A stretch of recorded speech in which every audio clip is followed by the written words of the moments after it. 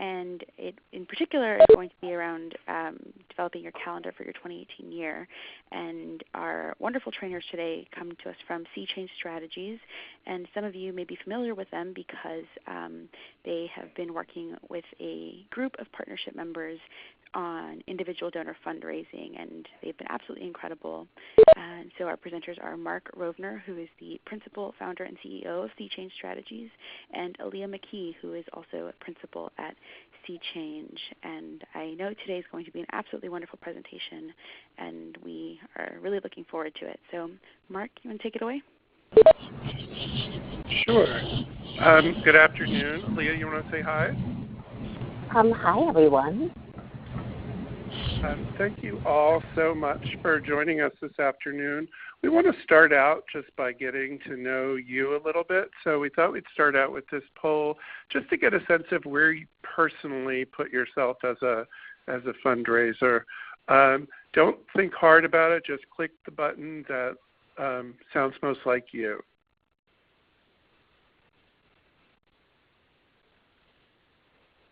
I love the last one. I'm just hoping no one clicks on it.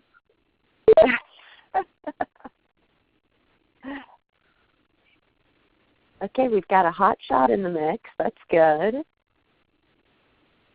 Folks who are putting the pieces together looks like our majority of folks. Mm-hmm. Oh, 2 hot shots. Okay. Unless that was you, Alia. No, I chose not to play. Okay, hot shots, we're going to invite you to give the next webinar. Yeah. Are we talking about who's joining the call? No, we're talking about the poll. Okay. Palani, how long should we wait? We have about 15 voters. You know, I think that's good. I feel like we have 16 now. We can move on. Okay, cool. Putting the pieces together, meaning you're not new to this, but you also don't know all the steps. And that's about how we gauged this webinar. So I think we're on track. As Palani said, we want to cover 3 things today. And in a minute, we're going to poll you to find out which one of these is most important to you. We are on the very, very edge of the end-of-year fundraising period. And we've had a lot of questions from the folks we're working with about end-of-year. So we thought we'd offer some thoughts about that. And then we'll talk about calendar year 2018, the things that need to be on your calendar for a complete fundraising plan, and the things that would be nice to have on your calendar for a complete fundraising plan. And we'll be offering you some different templates that you might use, including one that Alia developed for one of the children's policy participants. And then finally, we'll talk about roles and responsibilities using a tool that was introduced to Alia and me by the Rockwood Leadership Institute. We've found it enormously useful in figuring out who needs to do what. So those are the 3 items we're going to cover. And I'm going to move to the poll and ask which one is most interesting to you. And we'll use this to plan our time over the next hour. So make sure and answer.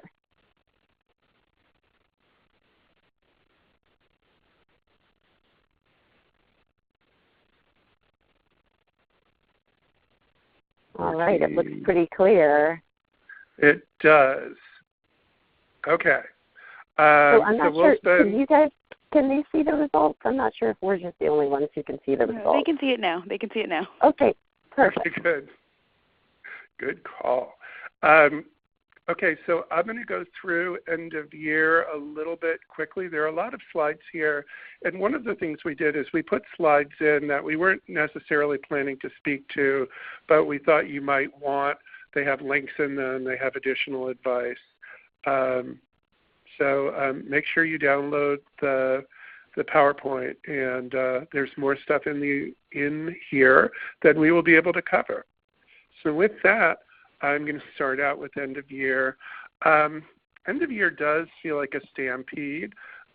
Everyone's out there asking for money. Sometimes it even feels unseemly.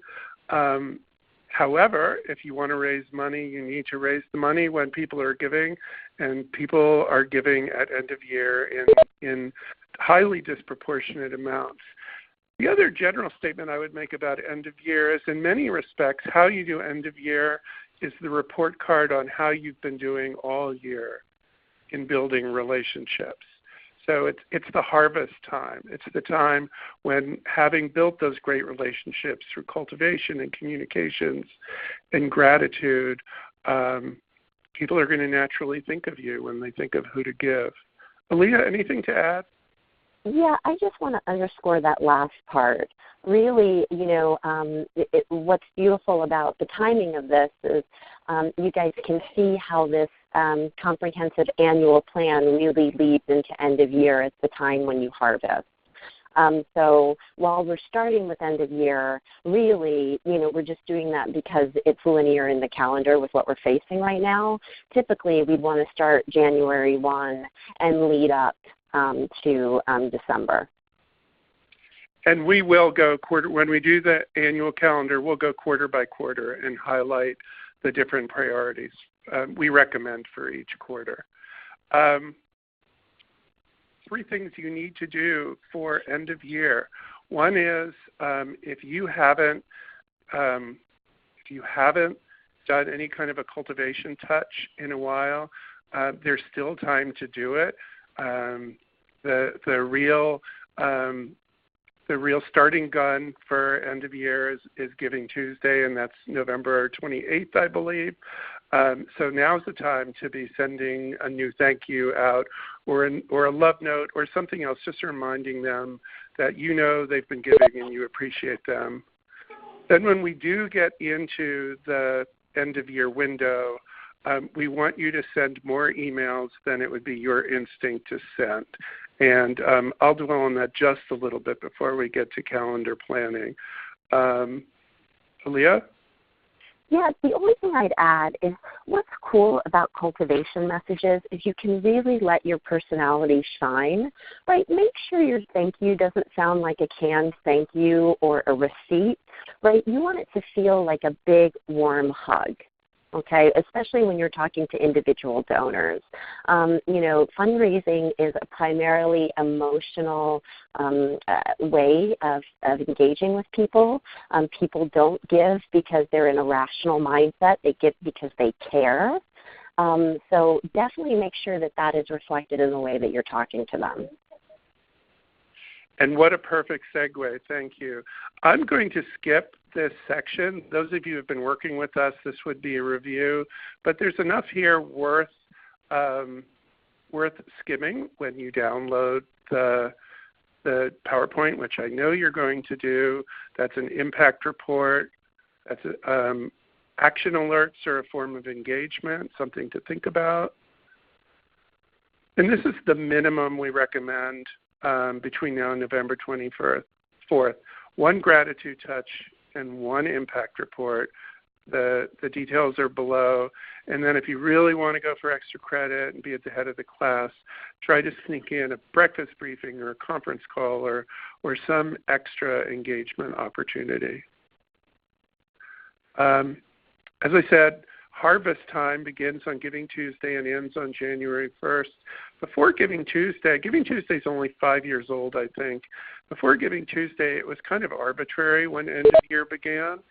But if you look at this chart and you see, this is just email volume, but it's representative of broad communications. You can see that Giving Tuesday has become one of the 2 pillars of end of year fundraising, with the last 2 or 3 days of the year representing the other pillar. Yeah, there's some more information on. Go ahead, Alia. Yeah. One thing that I would add there is a lot of clients come to me and say, a lot of groups are already fundraising in early November for end of year. And just because they're fundraising doesn't mean that they're raising money. So I really, I urge you to just, when you're seeing this onslaught of messaging, Mark and I work with a ton of different clients, and I can assure you that year-end season does not kick off until after Thanksgiving. Absolutely right. It's a really good point because Leah, I just had a client ask if they should have sent their year-end appeal out in August, and the answer was no. Send a lot of emails. A lot is a relative term. I'm going to show you one client's end-of-year schedule to give you a sense of what a medium aggressive plan would be. But as we said earlier, it's a very crowded time. This is a snapshot of 1 hour in the email life of a colleague of mine from 2015. That's 1 hour. And you really do have to be in the mix.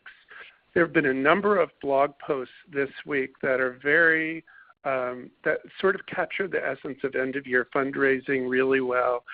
Jeff Brooks, who's a very well-known fundraising writer, has published a number of important books on fundraising, says your biggest and maybe only job when you're end-of-year fundraising is to be there for the donors who are in give mode. And he actually refers to this other blog post in the links as you can see around the bottom that says, your job right now is to remind them that you exist, remind them that what you do is important, and ask them to give a gift before the end of the year. This isn't necessarily the time to persuade people who've never heard of you, who barely know you, to give. It's really about being in their face, and being in their face in a polite way, and doing it quite a lot. I just wanted to show you this for reference. This is the email plan for December for one of our clients. It's 37 emails in all. I'm not going to ask you to count them. And we consider this a moderate plan for a big organization. We have some recommendations for you that are far less aggressive than that, but you really need to send more than 1 or 2 emails. Alia, anything to add? Nope. I'm sorry, I was on mute. Nope. Okay, great. I'm going to go over these. I'm going to skip over these notes, but these are some good messaging notes. Some of them will look familiar to y'all. Can I actually make a friendly amendment to skipping over this? Don't try to fundraise on victories. This is something that's come up in my one-on-ones, and I just want to make sure as people are going into end of year, you just recognize that victories are great for cultivation, but when you go out with an appeal that talks about what you've accomplished, people think there's no need to give. Right? So really make sure that you're talking about the challenges that you're going to face in the year ahead, and use those victory stories for your cultivation messages. Just want to make sure that everyone's clear about that. I am really glad you flagged that, Alia, and building on that, remember that the year-end letter is not about you, it's about the donor. So you really want to be talking to the donor and talking to the donor about their opportunity to make a difference during this period. So I'm going to wrap up end of year so we can move on. Here's a suggested calendar that would represent, I would call it a modest year-end effort, maybe a cultivation note on Thanksgiving. A lot of our clients just send an e-card with a 1-sentence thank you note. And then on November 28th, on Giving Tuesday, you definitely want to be asking. This is a little bit arbitrary, but somewhere around December 1st, you want your end-of-year letter to be in the mail. And you want to be thanking donors as the gifts come in at a level of at a level that's appropriate to the level of gift. So a $1,000 donor might get a phone call, a $10 donor might get an email, something in between. Shortly after you send your end-of-year postal letter, you want to send an email out saying, hey, we've just sent you an important letter. We're hoping you're with us for end-of-year fundraising, and if you'd like to give now, here's an opportunity, and provide the link. The one report that we often include in this end-of-year period is a little bit of a wrap-up right after Christmas or right before Christmas, saying here's all the things that you helped accomplish this year. Not that we, the organization, helped accomplish, but you, the donor, helped to accomplish. It's a small semantic change and really important in terms of what the donor will hear. On the 30th, we recommend an email. On the 31st, we recommend 2 emails, one in the morning, one in the afternoon. And then right after the new year, you can send a general thank you, but that's on top of the individual thank yous that you'll be sending out to donors. Alia, any amendments to this? No, this looks very good. And then here is your work plan for end of year in terms of what you should be doing each month. This isn't the sends. This is what you should be doing internally to prepare. And I'm going to skip over it. And here's way more on end-of-year fundraising than you could ever possibly want if you click that link. So if you want to geek out on it, there is the link. And then we'll stop for just a few minutes and ask if anyone has any questions about end of year before we move on to 2018. Just a reminder, if you have, go ahead, if you have questions, to please put them in the chat box at any point in this presentation. We'll be stopping for questions multiple times, but if you have questions, please do not hesitate and put them in the chat box because we are not using the hands raising function. Right. And I know there's several of the folks that I've been working with one-on-one who've done an amazing job with end of year. If you want to add anything to any questions that get asked, please do. Yeah, we've been blown away by some of the copy we're seeing. Really impressed. Really impressed. Do we have no questions? I'm not seeing any questions, so why don't we move on to the next section and folks. Let's move on. Oh, wait, no. We have a question. Okay. From Stephanie Rubin from Texas.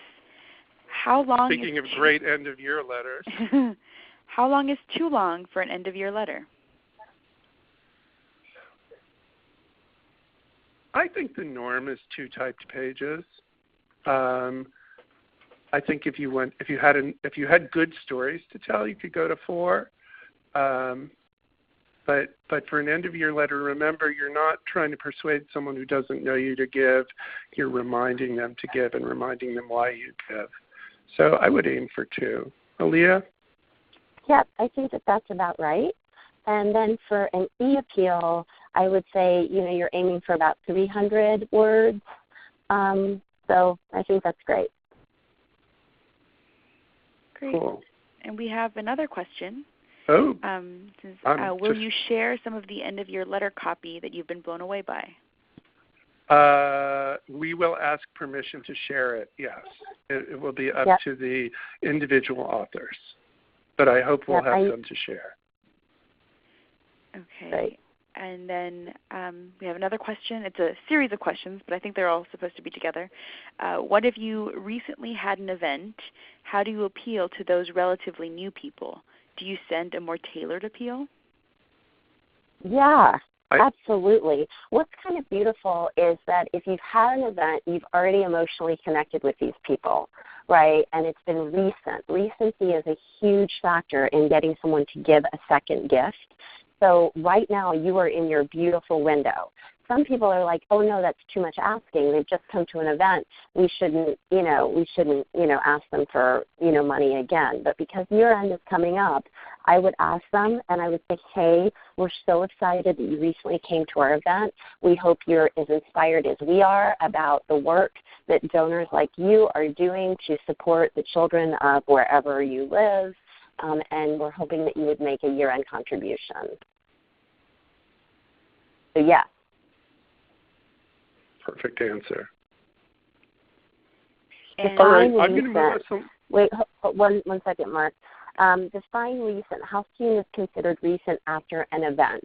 I would say anytime after an event, and they get stale after 30 days. And that window is becoming shorter and shorter. So I don't think there's anything as too recent. All right, and a final question here. We have how helpful is it to mention their past gift amount and ask for a specific amount next time? Mark, you want to take that, or you want me to? Yeah, that's going to be a judgment call.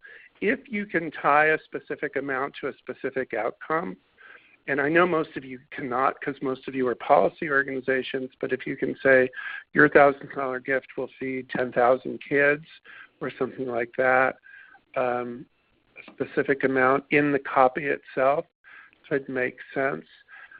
Alia, what do you think? Yeah, well, I was actually talking with someone yesterday, Aubrey, and we were talking about a mid-level program that she's starting. And for a mid-level circle, I think it's really important that you could go out to prospects. Let's say your mid-level program is going to start at $500, and you've got someone who's given you $300 in the past. I think it's great to say, hey, you've given $300 in the past. We've got this really cool innovators circle or children's circle or whatever. Here are some of the benefits that are going to happen. Would you give $500 and join? So I think, if there's something that you're driving at, then absolutely you can, connect the dots to the specific ask amount. I like that idea. All right, I'm going to move us into the year 2018, if that's okay. And any questions we don't get to today, Palani's going to send to us, and we'll send you at least a brief email answer. So Palani promised that every question would be answered, and we're prepared to fulfill that promise. I Googled, just for the heck of it, annual fundraising calendar, and what came back was a kaleidoscopic array of different kinds of graphs and charts and ideas of how an annual fundraising calendar should be formatted. So rather than give you one format and tell you this is the format you have to use, we're going to focus on the content. We're going to focus on what you should be concentrating on in each quarter, what bases you should be covering, and then we provide a couple of sample templates, including one that Alia developed recently, that might fit your own planning style and your own internal calendar style. So before we get into the content of the 2018 calendar, this may be new for some of you. Those of us who are working with this will have seen this. We think this is the DNA of a good fundraising program. Ask, thank, report, and repeat. And I've added engage to report because that's part of cultivation too. So you want to ask the donor, you want to make sure they get a prompt and appropriate thank you. Alia, I love your metaphor of a warm hug. You want to get back to them on a regular basis. What's going on with your money? How are we spending your money? What have we accomplished? That's where you want to tell the good news stories. And then once you've closed that loop, you want to start the circle over again with a new ask. And this is how we've structured our recommendations to you for 2018. I'm going to go to the page with the recommendations and ask Alia if you have anything to add at this point. Nope. That looks really good.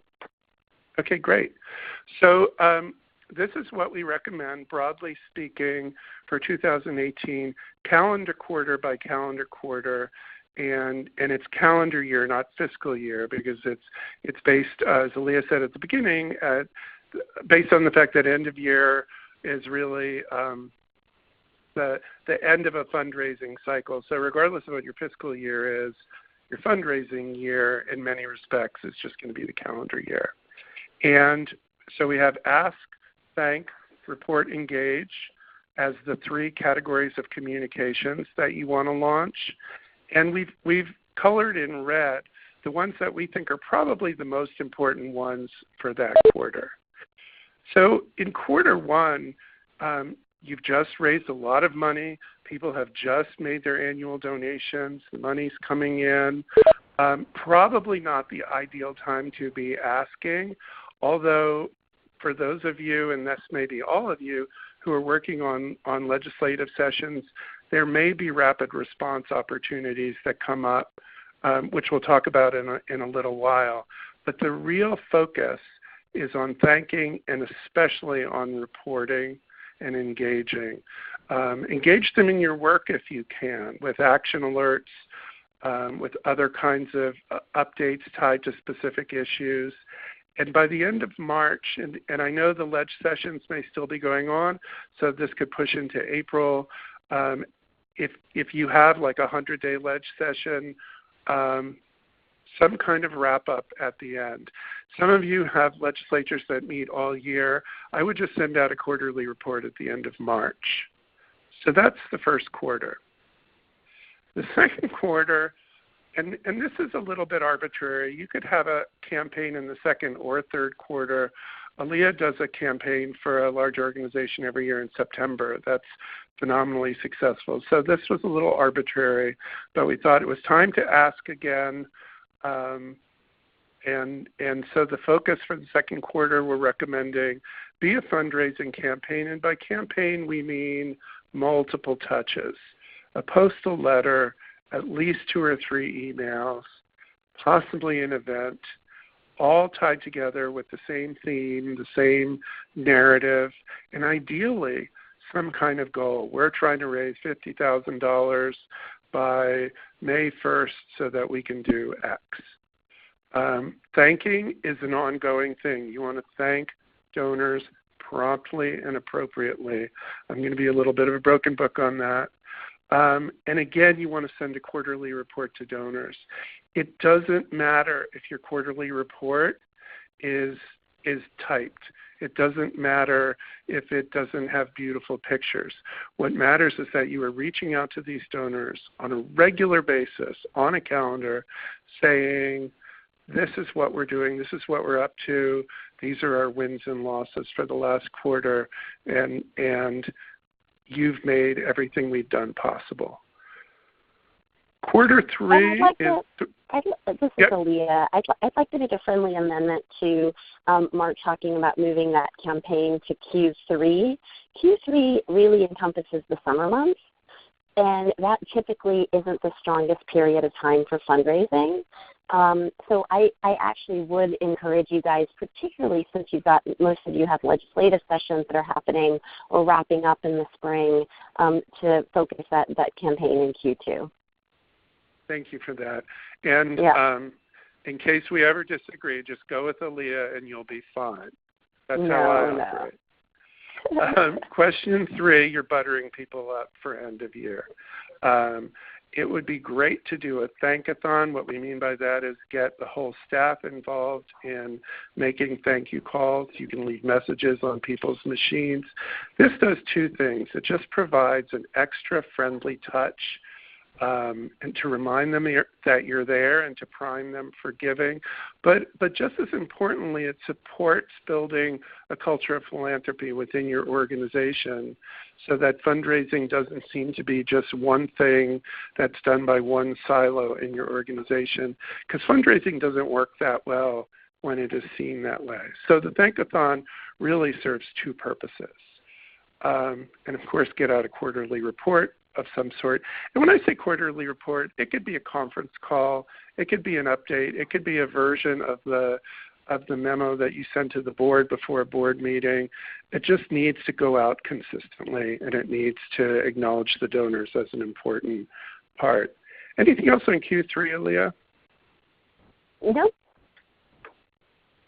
And then Q4 is end of year, and we've talked about end of year. It is harvest time, so it's all about the ask, and you'll have done such a sensational job in quarters 1 through 3 that you'll barely have to lift a finger. No, actually, you will have to lift a finger. You will have to lift a finger, but you'll do great for year end. In terms of thank you, we often send an e-card on Thanksgiving. It's easy. People are looking at their email on Thanksgiving, particularly if they're trapped with their in-laws or relatives they don't like, and it's a nice little thank you that helps, again, prep them for year-end fundraising. So I'm going to keep moving. Alia, unless you have anything to add. No.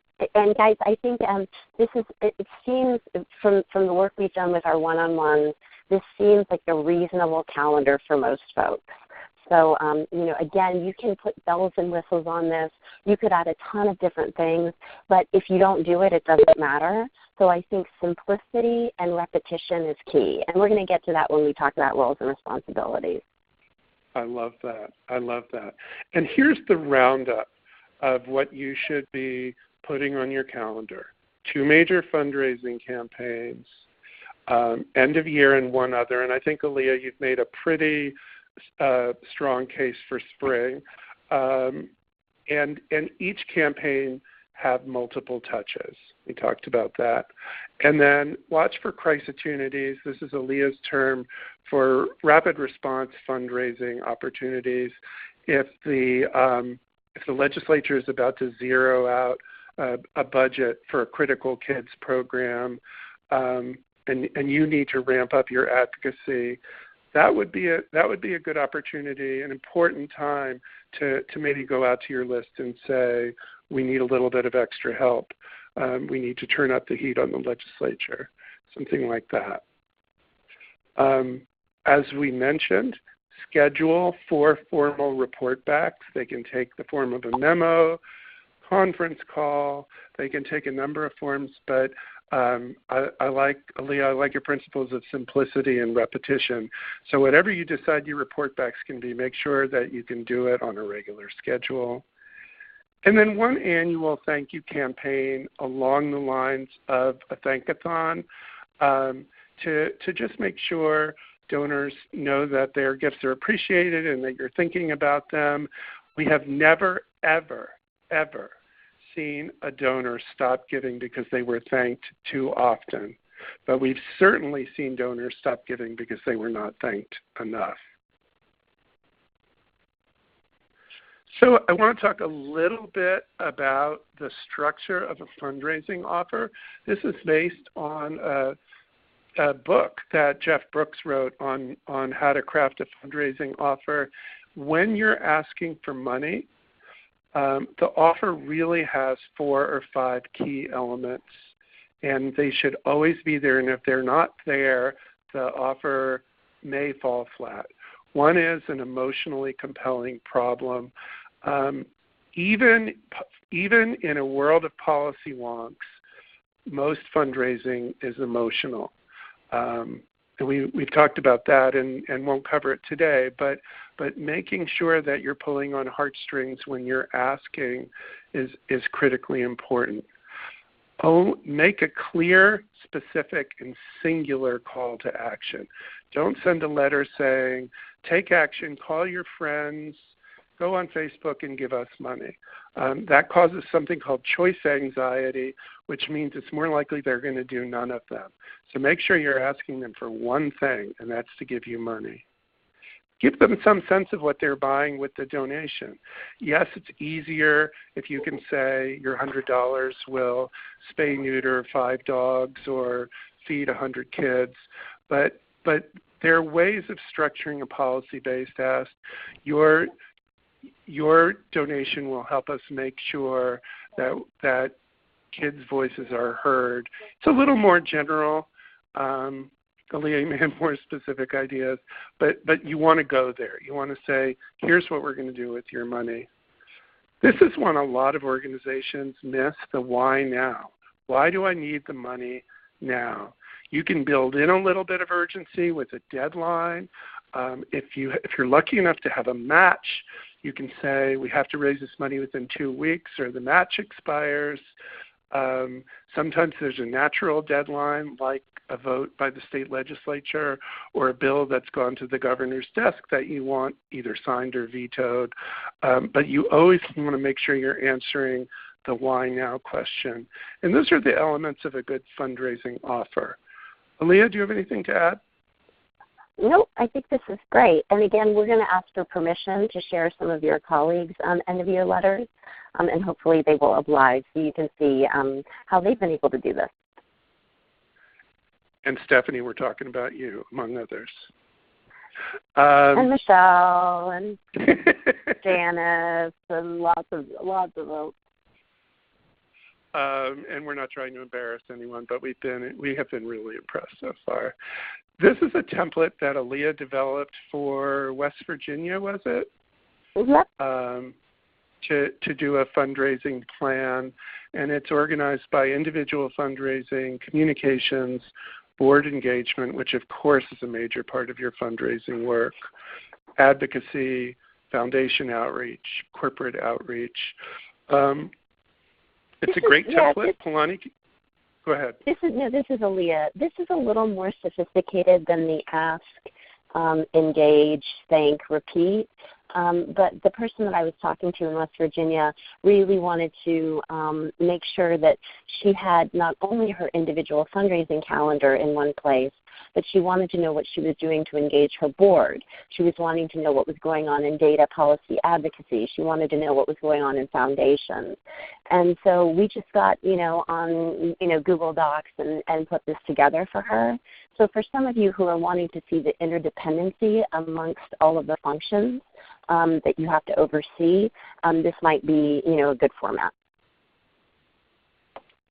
And just to offer a couple more options, and as you saw, if you Google fundraising calendar, you'll get a lot of choices.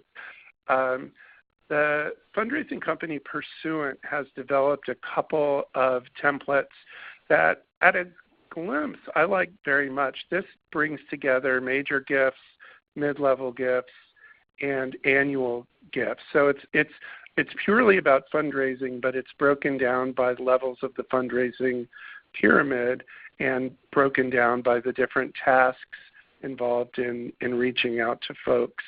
They do a separate template that is purely for direct response. So this would be for the email, the letters, the phone calls, the more mass outreach.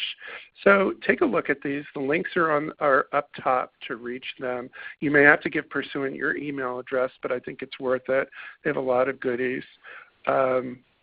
And see what fits. That's really all we have for annual calendar because we figured there'd be a fair amount of Q&A. So we're going to stop here. Alia, do you have anything to add before we start taking questions? Nope. I'm ready for questions. All right, and just another reminder to please put your questions in the chat box, and we will try to answer them. We haven't gotten any yet, so as soon as they open your head. Sometimes it takes folks a little while to think of them, so we can just kind of hold back for a few. Take a pause.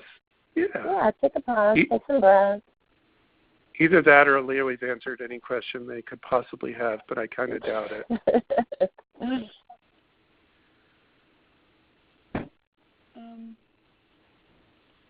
Well, I see somebody has their hand raised. If you could please type your question into the chat box. Oh, there we go. Okay. What is the best time of year to send out an annual report? And this is from Mary Coogan. This one.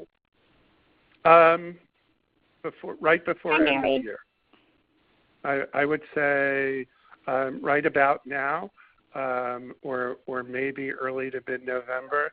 The thing that most donors, and I've seen this up close and personal, the thing that most donors want to see in the annual report is their name in the back. So it's an important cultivation, and it would be a very useful part of the buttering up process for end of year.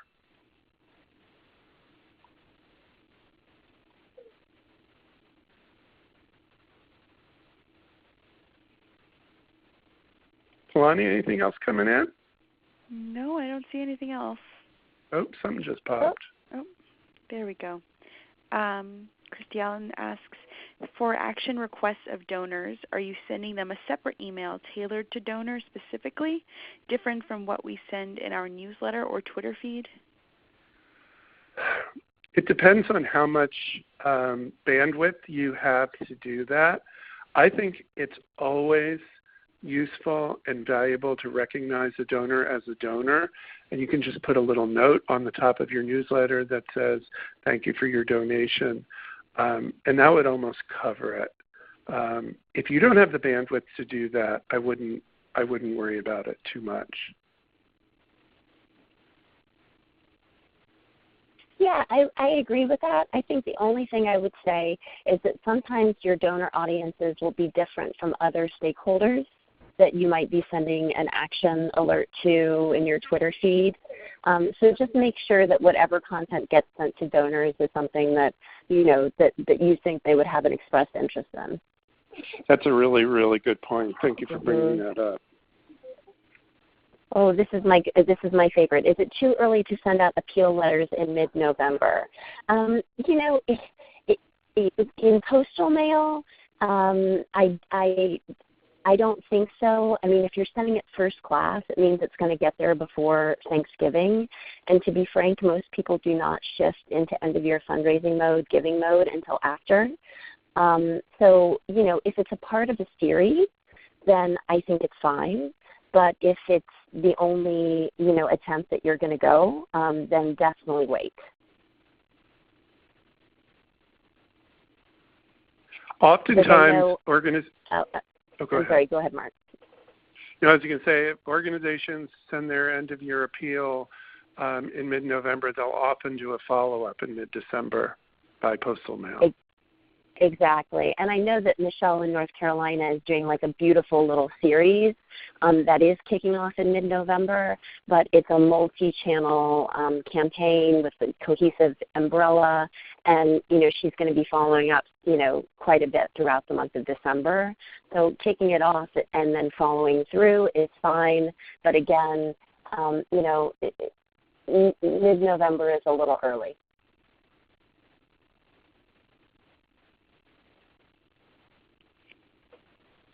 What else?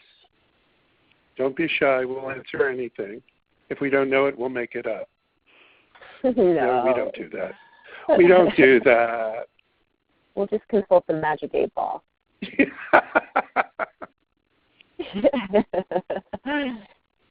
Any other questions?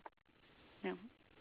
I don't see anything else, so why don't we move on, and then we can save some time for questions at the very end of the presentation. Perfect. That sounds good. Okay, let's talk about roles and responsibilities. And I just think it's critical to begin with the obligatory Dilbert cartoon. And this was the one I chose.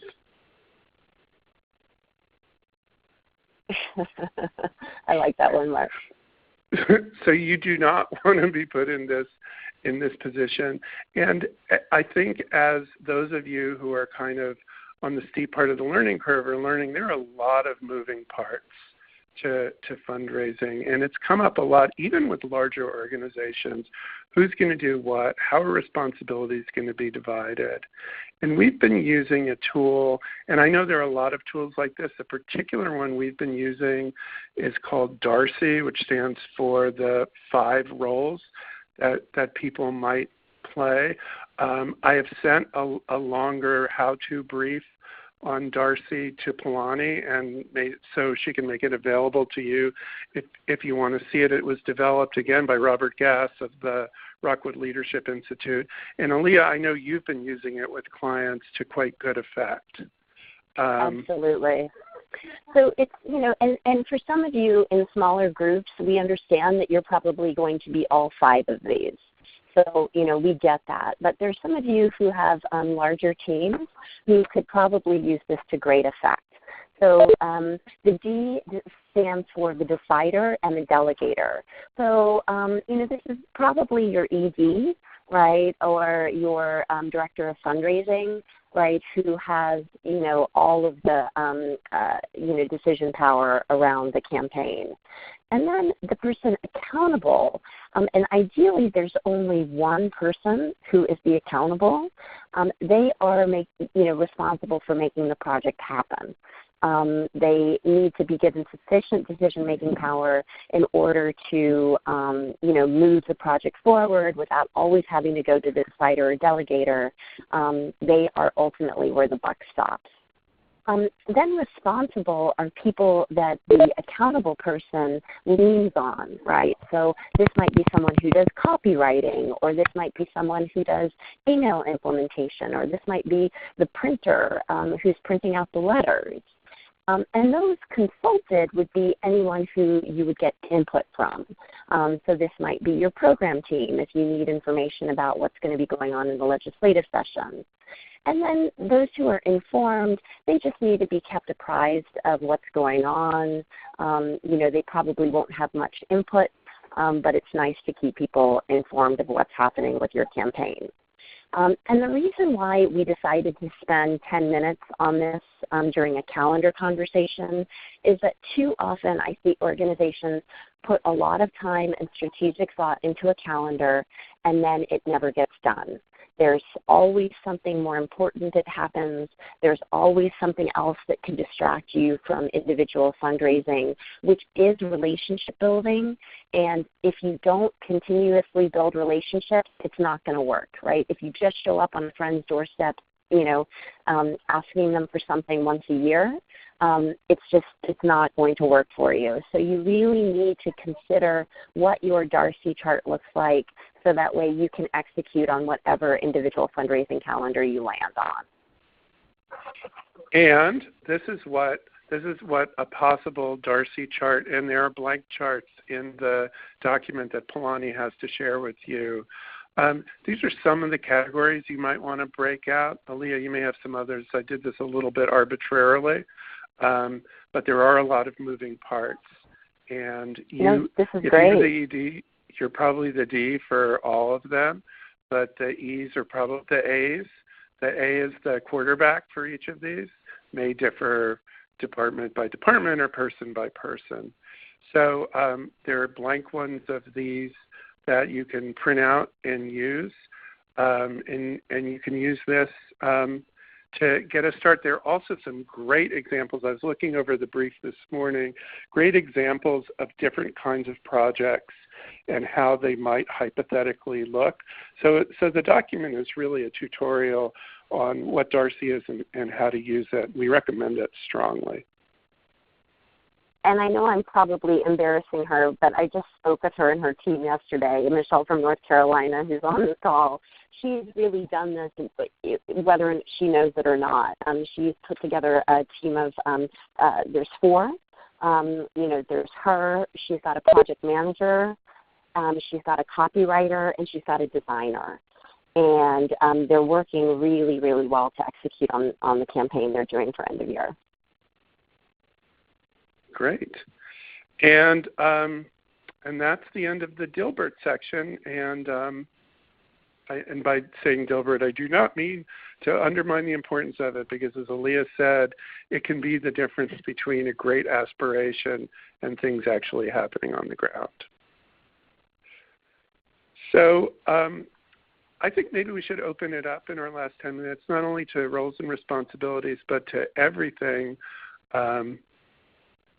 that we've covered today, or anything maybe we haven't covered that should have.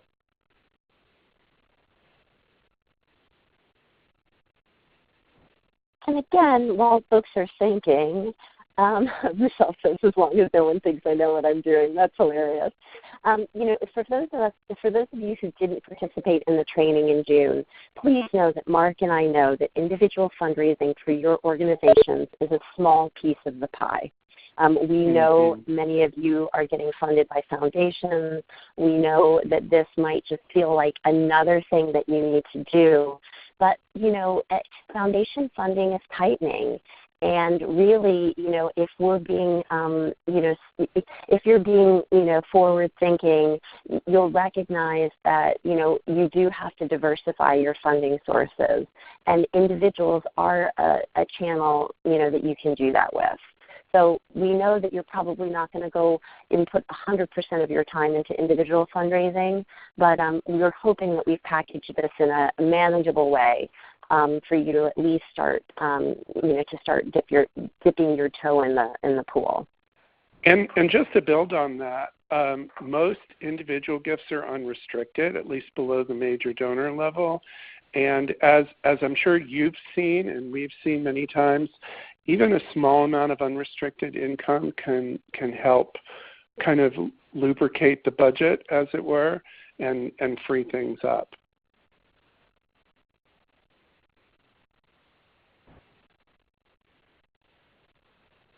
So how are Come on, folks feeling? How are those fundraising hotshots feeling? Are you feeling strong about your end of year campaign and your annual calendar? Can I get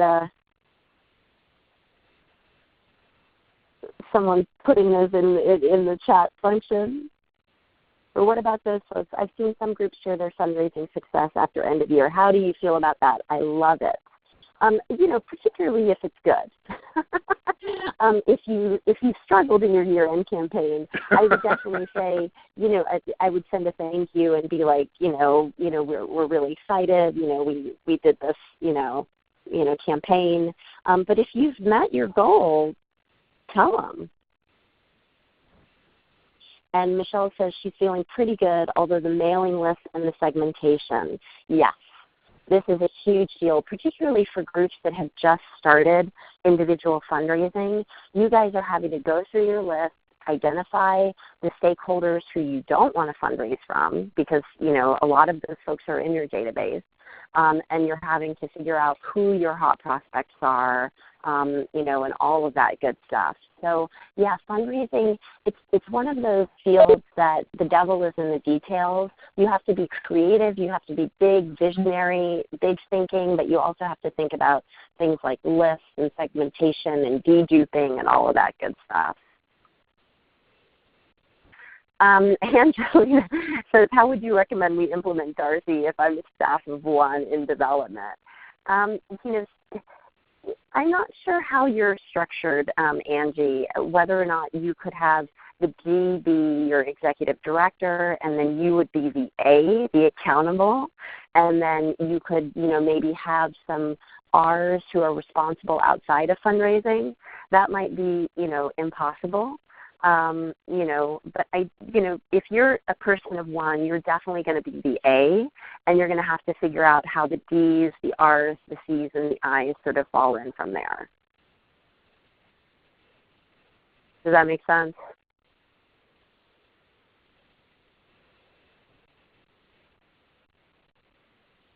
I would certainly make sure we have a culture of philanthropy in New York. Yeah, exactly.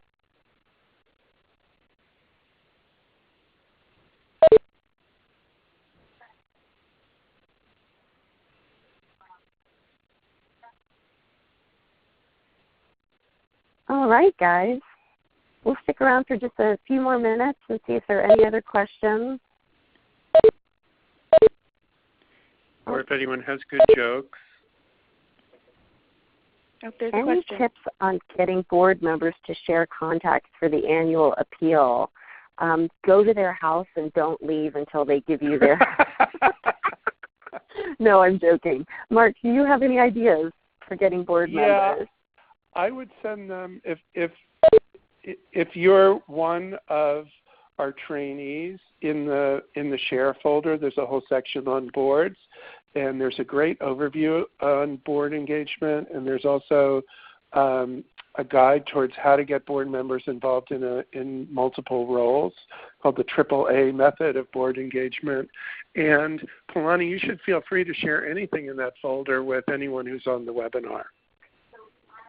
Yeah, and just to build on that, I'm board chair of a small theater in Brooklyn, and at one of our board meetings at the beginning of every fiscal year, we do a 1-hour fundraising 101 with the board where we go over, and during the meeting we ask people to go through their contact list and identify their prospects and then give them to us.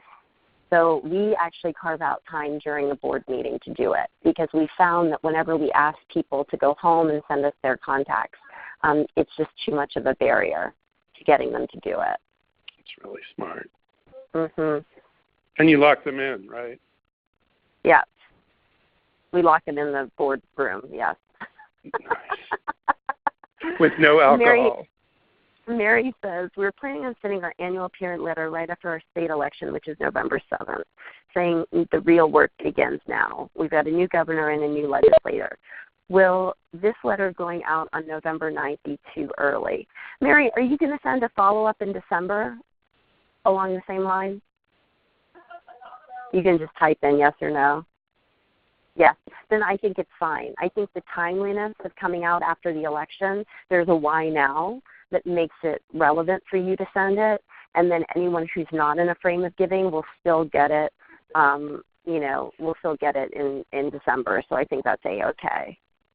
Yeah, and my only caveat on that is if the person who won looks like they're going to be very pro-kids and very sympathetic to your issue, you might be in a little bit of a trying to fundraise on success issue, which tends not to work. She's in New Jersey. I'm not sure. Yeah, I don't know how that's leaning. We know who it's not going to be, but I know. And yeah, Elise Marsh, how much time do you recommend spending on Giving Tuesday? Do people raise a lot of money for this? Or is it just a good time to send a kickoff email to start your year-end campaign? For this crew of people, I would say it's the latter. It's a good time to send a kickoff email for your year-end campaign. Some larger groups do spend a considerable amount of time and effort on Giving Tuesday, and I think that's fine and dandy. But when you're really trying to figure out resources and capacity, I would say think of it as your kickoff. The money's going to come in, particularly online. The money's going to come in the last 2 days of the year. Okay. Mary, I saw that. That's great. And just last little feedback, Angie from Hawaii is asking us, annual report next week is great, and then we have an assessment report that has a good story in it that comes out the following week. How would you recommend we space that distribution? I think the 2 cultivation touches are great, and then ask after Thanksgiving. Start your asking on Giving Tuesday. So you've got your annual report launching, and then an assessment before Thanksgiving, and then start asking.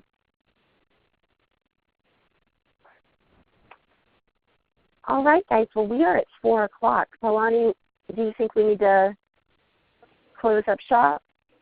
Yeah, thank you, everybody. Thank you to our presenters. There are going to be 2 more webinars in this series with Mark and Alia from Sea Change, and the most recent one will be next.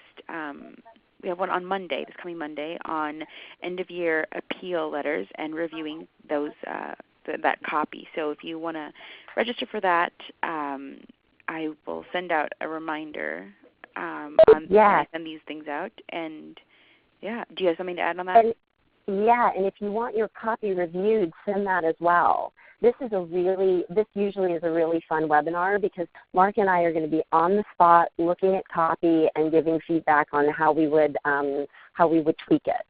So if you want to have your copy reviewed and vetted by us, send it to Palani and we'll do it on Monday. And you'll have the option of having us be no holds barred or having us be gentle. Yeah, we call it Shark Tank or Dolphin Tank. So you can say if you want us to be dolphins or sharks. All right. Well, thank you so much to everybody. I will send around a recording of this webinar as well as the slides and the Darcy document. And I hope you all can join us again on Monday. Thank you. It's great to see your names. Bye, guys.